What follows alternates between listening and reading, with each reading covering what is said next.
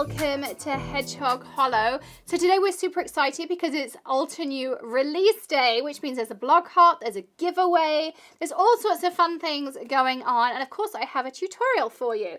And I'm using this Build a Flower Lavender stamp set, and if you haven't seen the new style of Altenew stamp sets, then this is what they look like inside. You get this awesome insert that gives you card fronts you can just mount up, it gives you ideas, it gives you all the colours they've used, it gives you layering guides, absolutely everything you need. And what I really love is they've also shown you this one here, which if you look has used like the greys. I think that's really pretty too. So lots and lots of options for you.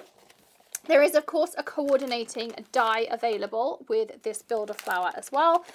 So go check all of those things out once you're done with this tutorial. I've already stamped one out as my practice here, so you can see what we're going to be building up. But I'm going to give you some tips for building Build a Flower stamp sets, or any layering stamp sets, really.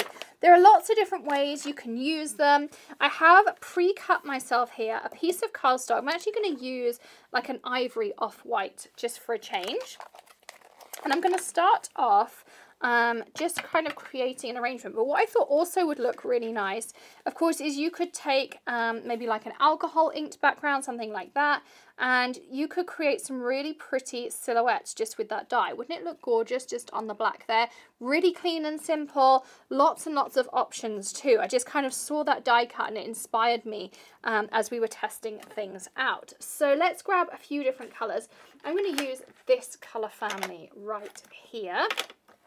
And we also need some greens. I'm going to use these here. So let's go and have a go. So I'm going to start off with my wisteria. And of course you can use misties and line them up and things. But one thing I really like with layering stamps is they do allow for a little bit of wiggle room and room for error. And I'm going to stamp myself out just a little bit of a scene. No masking, just some super cute stamping.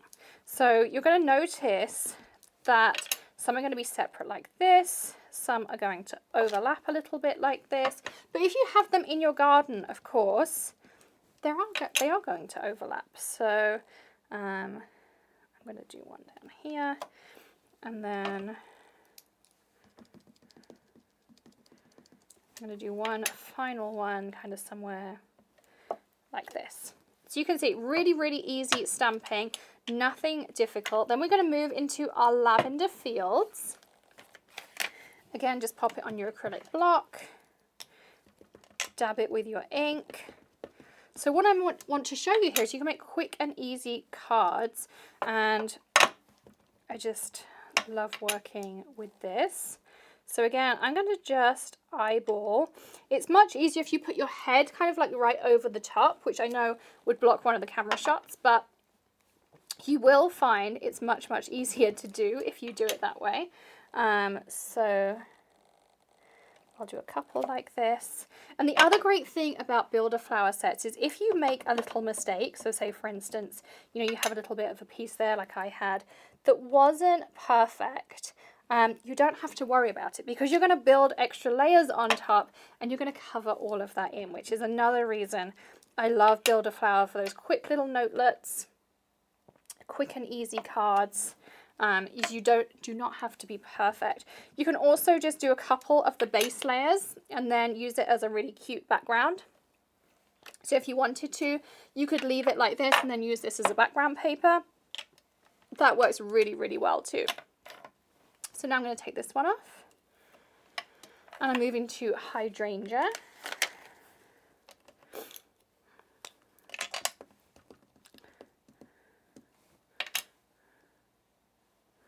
Just see. It's a little bit more down here.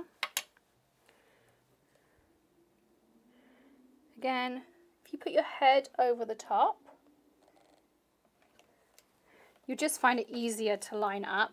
But if you're a little bit off, as I say, you're not going to notice a huge difference. And I'm always a fan of something that is super simple And I know there are people who kind of sit there and they line it all up perfectly with their misties, and there is absolutely nothing wrong with that. But if you are looking for quick and simple ways to use layered stamps, making an arrangement that's not masked or anything like this is a really, really easy way to go. This is going to be a simple 1-layer card. We're then going to add a sentiment on, and we're going to have a gorgeous card ready to go. So whether that's for a birthday or any of those things, and then you can go check out that giveaway link. Be sure to hit subscribe, of course, while you're here.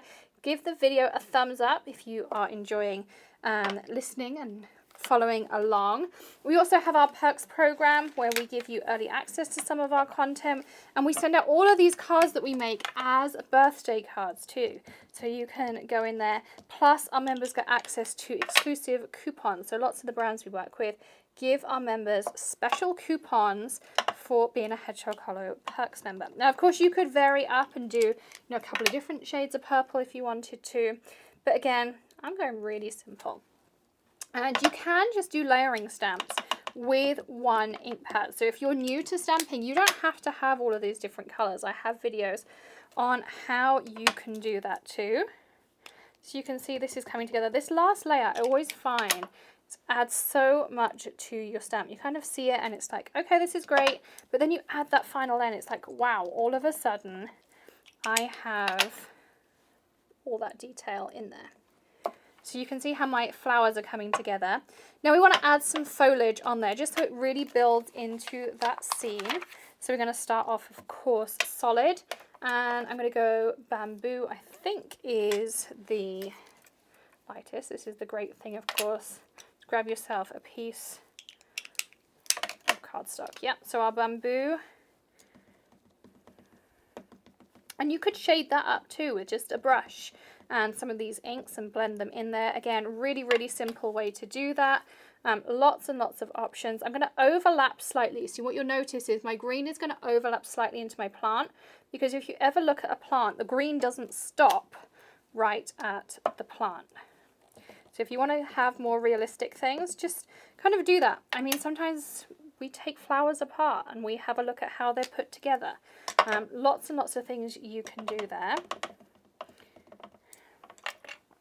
The Altenew markers, of course, coordinate perfectly too. So if you ever need to fill in a gap or you've made a boo-boo, you can sort that out too in the same way. But you see how my foliage is overlapping nicely as well, and it's kind of creating that nice piece down the bottom there. And this one came out a little bit blotchy, but again, I'm not worried because I know I'm going to be adding lots and lots of layers onto that. So I'm going to be building up that scene. And the viewer's eye also fills in a lot too. You don't kind of realize, but your eye is always filling things in for you. So again, not something I tend to worry about. Now we're going to move to our next one. Is that my... Yep, this is my darker one. So now we're going in with our next level of detail. And don't be afraid if you wanted to. You could, of course, always leave a step out if you wanted to. If you wanted to kind of give different textures to different pieces.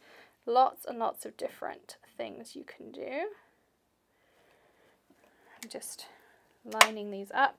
And also with the leaves, if they're slightly off, it kind of makes them look a little bit more like you've got, you know, more foliage down there. So I'm not spending lots of time.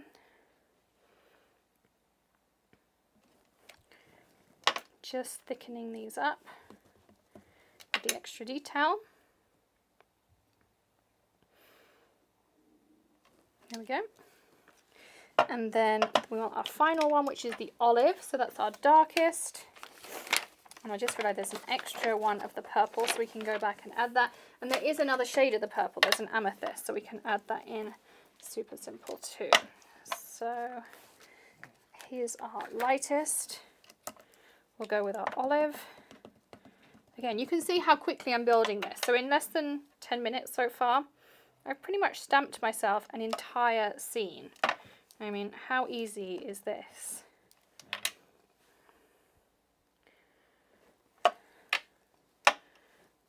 And you can see how well this is coming together.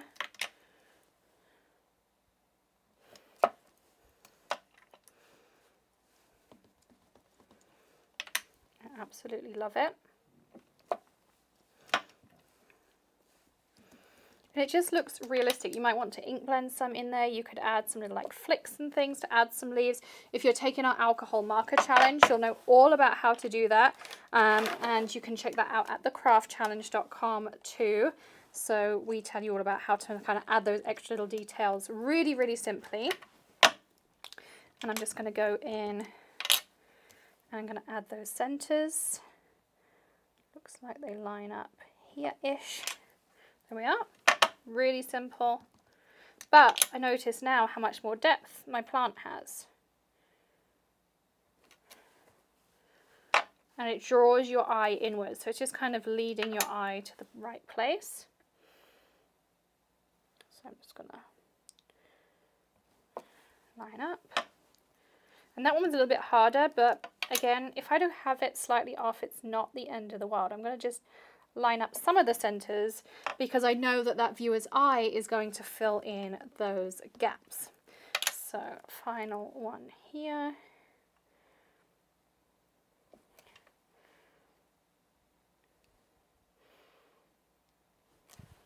There we go. I think there might be a few in there. So there we go. So that is our card front. And doesn't it just look gorgeous? It looks like a real kind of 3D floral scene. Really easy, really simple.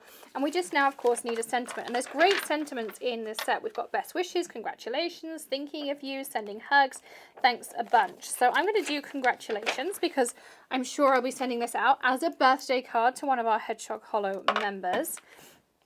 So I'm just going to pop that on there. And I'm going to use jet black. Now, this is my trick. So I will first of all try to stamp it on here. If it goes horribly wrong, I'll stamp it on a piece of cardstock and then I'll just pop it over the top. So I kind of get 2 bites at doing this. But that one went really well. I mean, how easy is that? I mean, you saw me do it. I just lined it up, eyeballed it, and it looks fab. I mean, absolutely, if you want to do it with the Misty, go for it, try it out, and it'll go really well. You could also add maybe a little bit of Nouveau drops as a little bit of extra, you know, if you want to add some sparkle and those kinds of things. I'm going to give it a quick blast with my heat gun because the last thing I want to do is smudge this, and it would be the first time I've smudged my sentiment.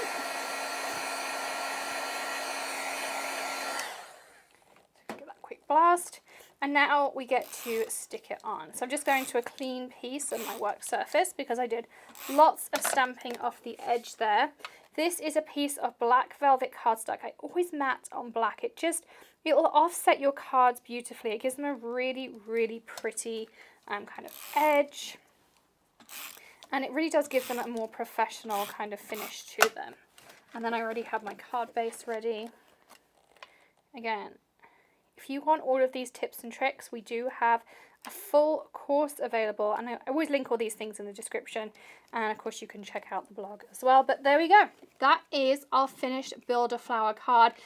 Really simple. I mean, you saw how easy that was. You watched me do everything. Nothing was pre-prepared for me. So I hope you're going to try that at home. Go check out the blog hop, go win some prizes and grab yourself that. Plus, Build-A-Flower is now available on a subscription, which will save you money as well. And I'll see you again in the next video. Happy crafting, everyone. Bye.